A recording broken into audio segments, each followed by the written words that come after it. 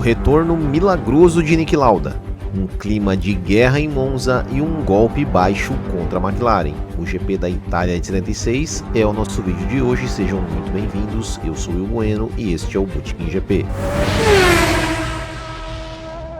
Apenas 6 semanas após o acidente de Nürburgring que quase lhe custou a vida, Niki Lauda está em Monza e retorna ao cockpit de sua Ferrari.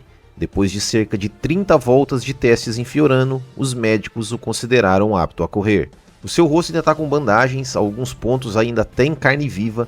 Aquela cena do filme Rush, lá onde o repórter pergunta sobre sua aparência e ele respondeu que só precisava do pé direito para acelerar, realmente aconteceu. Só que esse retorno de Lauda, ele trouxe, entre aspas, um problema para a Ferrari. Pois o Enzo Ferrari já tinha contratado o Carlos Reutemann para substituir o Lauda e agora não podia mais voltar atrás. Então ele inscreveu 3 carros da Ferrari para a corrida. A torcida italiana estava feliz com o retorno do Lauda, mas a atmosfera era muito tensa em Monza, né? Nos dias que antecederam a prova, a imprensa italiana se inflamou contra a McLaren e James Hunt e o público comprou essa ideia de clima de guerra. Os treinos de sexta-feira foram feitos com tempo chuvoso e o Niki Lauda confessou sentir medo quando entrou no cockpit. Abre aspas. Quando entrei no cockpit em Monza, veio um medo tão grande que todas as teorias de automotivação foram para o espaço. Tive de bancar o herói para ganhar tempo e resolver as coisas. A verdade é que às vezes a gente precisa dar uma de durão, quer se sinta durão ou não, fecha aspas. No sábado, a qualificação foi com pista seca e Jacques Laffite marcou a primeira pole de sua carreira. Ao seu lado, na primeira fila, Jody Scheckter da Tyrrell, segunda fila com José Carlos Patti da Brabham em terceiro e Patrick Depailler da Tyrrell em quarto. Terceira fila com Niki Lauda em quinto e Hans Stuck da March em sexto. Emerson Fittipaldi marcou o 20º tempo. O James Hunt ele tinha inicialmente marcado o 9º tempo.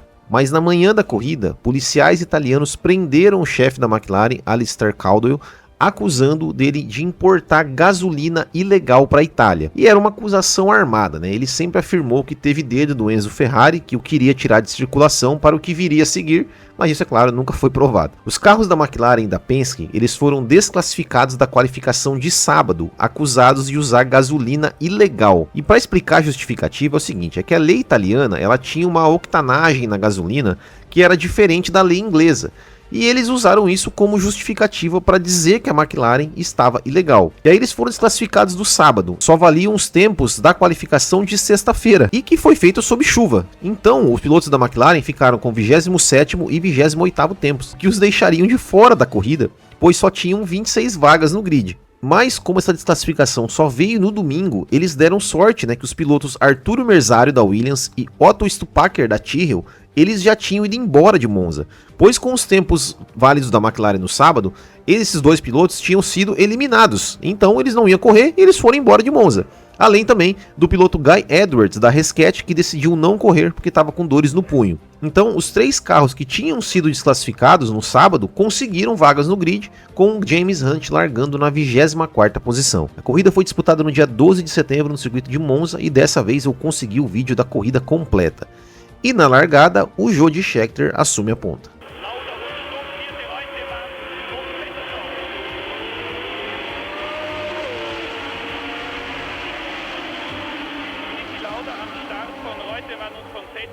Überholt worden, ist nicht so gut weggekommen. Es war ja auch sein erster Rennstart nach langer Zeit. In Führung ist Scheckter vor Laffite, Depailler und Peterson.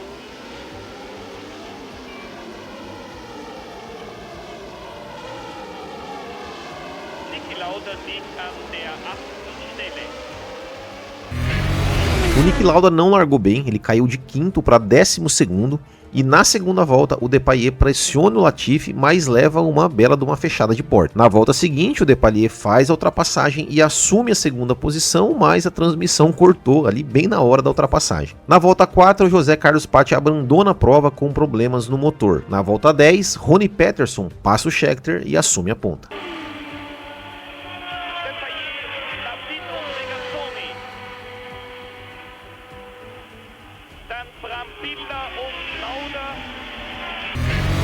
Nessa volta 10, o Depailler também passou o Scheckter e assumiu a segunda posição, e também nessa mesma volta o Regazzoni passou o Laffite e assumiu a quarta posição, mas a transmissão não mostrou as ultrapassagens, e a essa altura o Niki Lauda já era o sétimo colocado atrás do Vittorio Brambilla. O James Hunt, que estava em 13º, abandonou a prova na volta 11 depois de rodar e para delírio da torcida italiana. O Lauda passou o Brambilla na volta 14 e assumiu a sexta posição, mas a transmissão de novo não mostrou ultrapassagem. E em um momento, né, a transmissão mostra, né, o James Hunt voltando a pé para os boxes e interagindo com a torcida italiana. Ele sinalizava ali com alguns torcedores, alguns sinalizavam de volta, outros parece que meio que hostilizavam ali, ou seja, o clima de rivalidade era bem intensa. O Regazzoni rapidamente se aproximou dos três primeiros e os quatro começaram a andar juntos. E na volta 22, o Regazzoni passou o Scheckter e assumiu a terceira posição.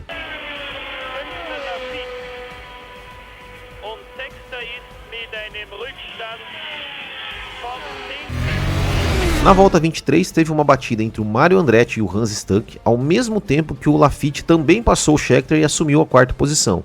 O Scheckter até tentou dar o troco e os dois foram disputando ali enquanto os Marshalls estavam ali na chicane tentando empurrar os carros acidentados.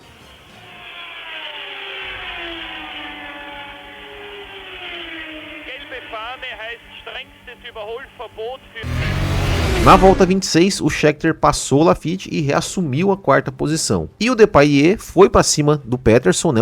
Chegou a ultrapassar para assumir a liderança da prova, mas tomou um belo de um X. Algumas voltas depois, o Depailler começou a ter problemas no seu motor e foi perdendo rendimento e perdeu as posições para o Regazzoni e para o Laffite. Na volta 46, o Niki Lauda também passou o Depailler e assumiu a quarta posição, mas de novo a transmissão não mostrou ultrapassagem. E depois de 52 voltas, Ronnie Peterson vence o GP da Itália.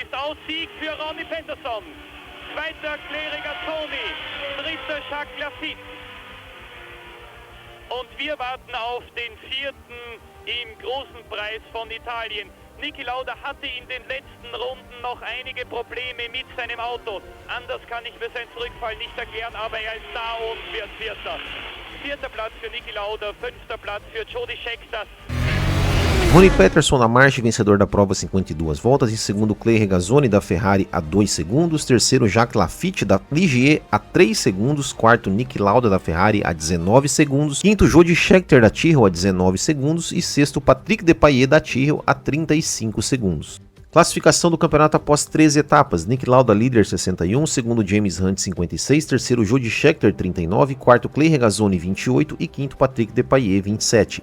Campeonato de construtores, Ferrari líder 73, segundo McLaren 62, terceiro Tyrrell 51, quarto Ligier 20 e quinto March 18 pontos. Bom, o Ronnie Peterson venceu a prova, mas claro que a grande estrela do dia foi o Niki Lauda, né? O seu retorno do Niki Lauda, ele foi muito aplaudido pelo público, mas ele saiu do carro assim num estado físico, já suas feridas reabriram, a balaclava estava encharcada de sangue, e ele também assim ele disse que, né, fez o que pôde, lutou como um burro para não afundar física e moralmente.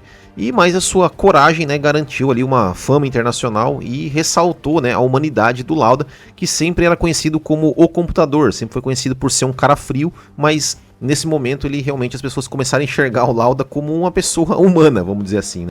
E o James Hunt, depois da prova, também falou, né, com relação ao Niki Lauda, ele falou o seguinte, ó, abre aspas, estar praticamente com o pé na cova e 6 semanas depois voltar e terminar em quarto lugar em um grande prêmio é algo realmente incrível. Ele correu no seu estilo habitual, à la Lauda, com um perfeito autocontrole, plena consciência de seus limites naquele momento. Absolutamente notável. Bom, e o Ted Mayer, né, o pessoal da McLaren, né, por causa da questão da prisão ali do Alistair Caldwell, eles estavam possessos da vida, né, e eles queriam que a corrida fosse anulada. Olha só, essa temporada de 76 realmente muita confusão também nos bastidores. Eles queriam que a corrida fosse anulada porque a desclassificação foi errada. Enfim, muita coisa ainda para acontecer, e ainda tinha, né, o julgamento daquela vitória do James Hunt no GP da Inglaterra, no GP da Grã-Bretanha, né? Então muita coisa aí para acontecer, então fiquem ligados aqui para a gente continuar a nossa série. Voltamos aí a qualquer momento com a história da próxima etapa, o GP do Canadá. Então se você que está gostando da nossa série aí, deixe seu like, se inscreva no canal, siga o Botequim GP nas redes sociais, compartilhe esse vídeo com seus amigos e, claro, passe na nossa lojinha lá para comprar ali uma camiseta, uma miniatura ou então se tornar apoiador do canal. Certo, pessoal? Muito obrigado, um grande abraço a todos, até o próximo e tchau.